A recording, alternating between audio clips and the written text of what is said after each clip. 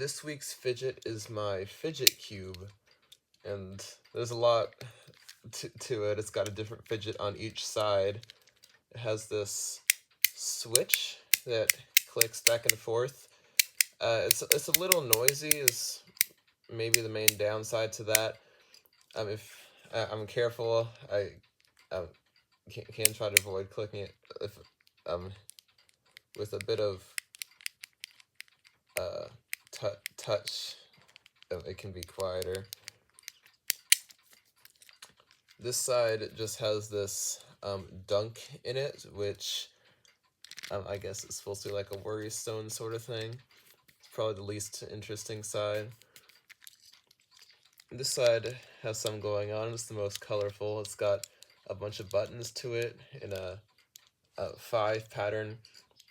Some of these buttons click. The middle button clicks a little less. It's a little less firm, a little less sound. And these other 2 buttons are smooshy, which is very nice. This side has this joystick, which I think actually has a better shape to it than the Worrystone side. And you can move back and forth, spin it around, and even can lift it up a little bit, which is interesting. This side has this spinning plate. It has a little bit of resistance to it. Might be able to hear it clicking a little bit.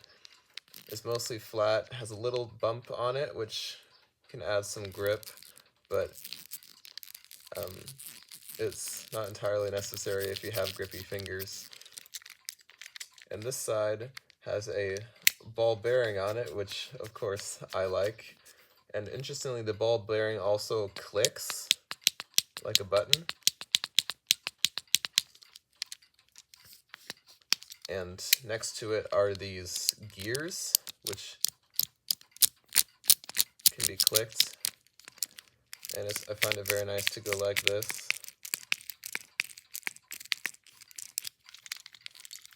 You can do it this way too.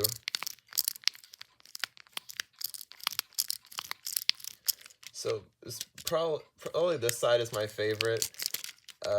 This side is my second favorite. These 2 probably my least favorite.